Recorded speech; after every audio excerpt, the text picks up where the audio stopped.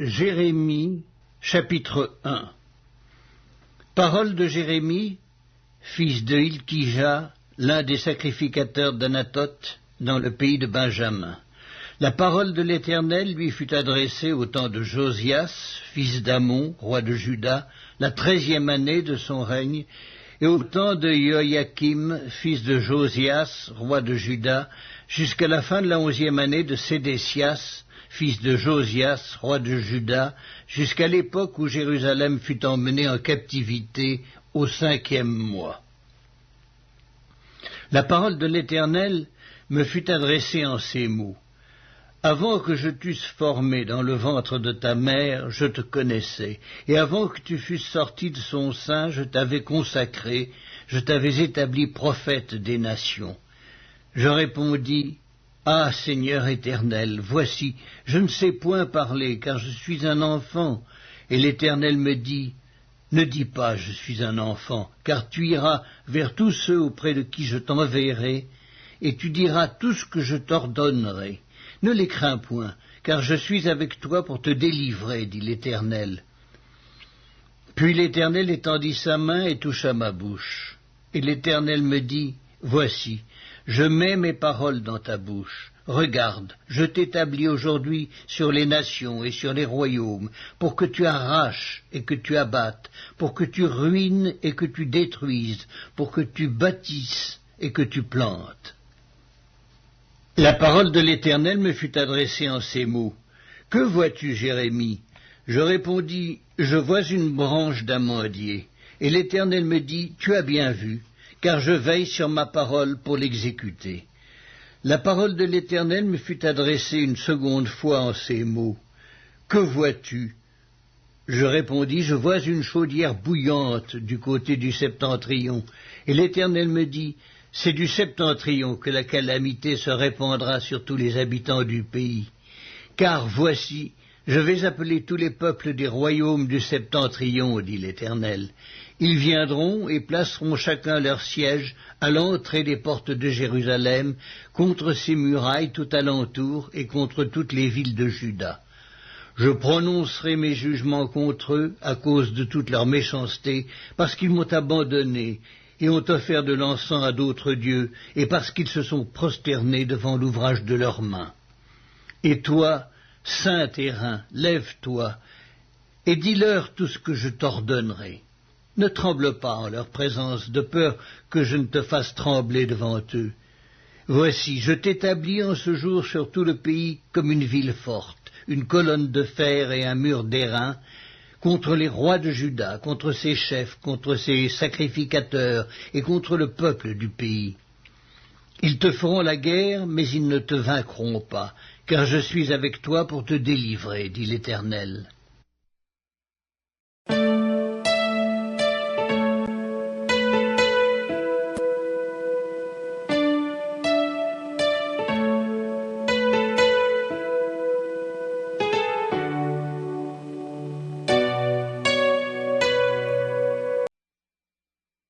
La première épître de Paul aux Corinthiens, chapitre 15. Je vous rappelle, frères, l'évangile que je vous ai annoncé, que vous avez reçu, dans lequel vous avez persévéré et par lequel vous êtes sauvés, si vous le retenez tel que je vous l'ai annoncé. Autrement, vous auriez cru en vain.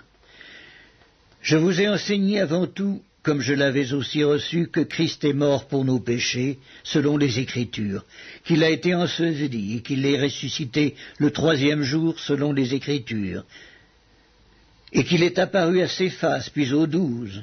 Ensuite il est apparu à plus de 500 frères à la fois, dont la plupart sont encore vivants et dont quelques-uns sont morts. Ensuite il est apparu à Jacques, puis à tous les apôtres. Après eux tous, il m'est aussi apparu à moi, comme à l'avorton, car je suis le moindre des apôtres. Je ne suis pas digne d'être appelé apôtre, parce que j'ai persécuté l'Église de Dieu. Par la grâce de Dieu, je suis ce que je suis, et sa grâce envers moi n'a pas été vaine. Loin de là, j'ai travaillé plus qu'eux tous, non pas moi toutefois, mais la grâce de Dieu qui est avec moi.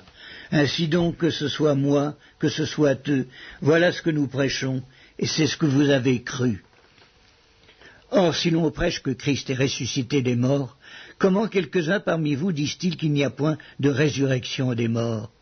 S'il n'y a point de résurrection des morts, Christ non plus n'est pas ressuscité. Et si Christ n'est pas ressuscité, notre prédication est donc vaine, et votre foi aussi est vaine. Il se trouve même que nous sommes de faux témoins à l'égard de Dieu, puisque nous avons témoigné contre Dieu qu'il a ressuscité Christ, tandis qu'il ne l'aurait pas ressuscité si les morts ne ressuscitent point. Car si les morts ne ressuscitent point, Christ non plus n'est pas ressuscité. Et si Christ n'est pas ressuscité, votre foi est vaine.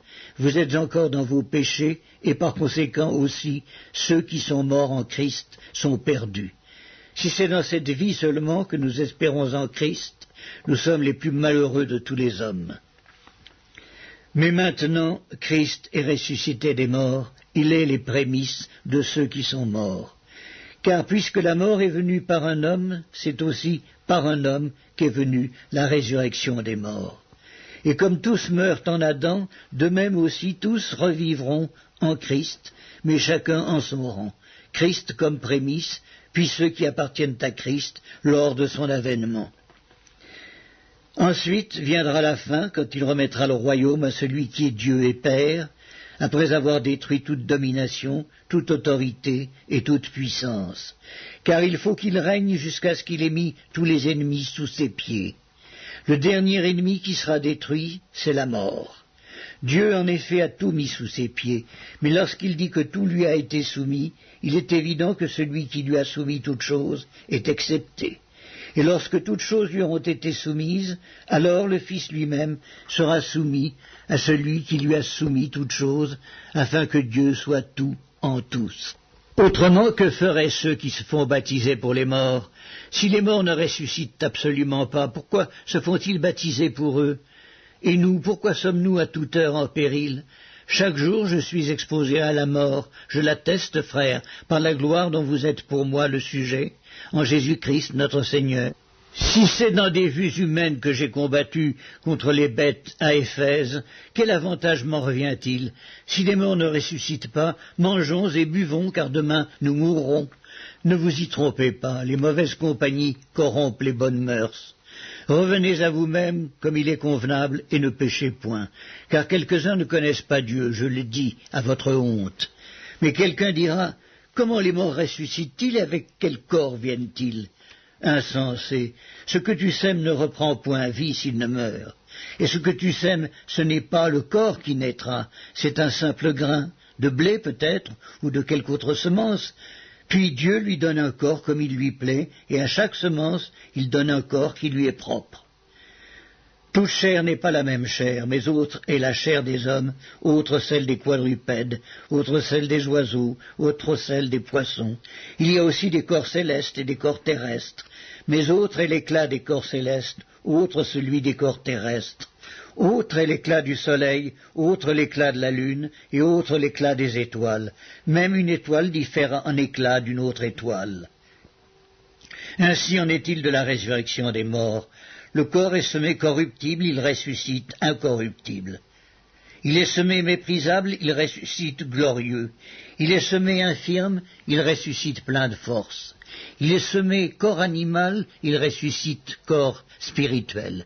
S'il y a un corps animal, il y a aussi un corps spirituel. C'est pourquoi il est écrit, le premier homme, Adam, devint une âme vivante. Le dernier Adam est devenu un esprit vivifiant. Mais ce qui est spirituel n'est pas le premier, c'est ce qui est animal. Ce qui est spirituel vient ensuite. Le premier homme tiré de la terre est terrestre, le second homme est du ciel. Tel est le terrestre, tels sont aussi les terrestres, et tel est le céleste, tels sont aussi les célestes. Et de même que nous avons porté l'image du terrestre, nous porterons aussi l'image du céleste. Ce que je dis, frères, c'est que la chair et le sang ne peuvent hériter le royaume de Dieu, et que la corruption n'hérite pas l'incorruptibilité. Voici, je vous dis un mystère, nous ne mourrons pas tous, mais tous nous serons changés en un instant, en un clin d'œil, à la dernière trompette. La trompette sonnera et les morts ressusciteront incorruptibles, et nous serons changés. Car il faut que ce corps corruptible revête l'incorruptibilité, et que ce corps mortel revête l'immortalité. Lorsque ce corps corruptible aura revêtu l'incorruptibilité, et que ce corps mortel aura revêtu l'immortalité, alors s'accomplira la parole qui est écrite. La mort a été engloutie dans la victoire. Ô mort, où est ta victoire? Ô mort, où est ton aiguillon? L'aiguillon de la mort, c'est le péché, et la puissance du péché, c'est la loi. Mais grâce soit rendue à Dieu qui nous donne la victoire par notre Seigneur Jésus-Christ. Ainsi, mes frères bien-aimés, soyez fermes, inébranlables, travaillant de mieux en mieux à l'œuvre du Seigneur, sachant que votre travail ne sera pas vain dans le Seigneur.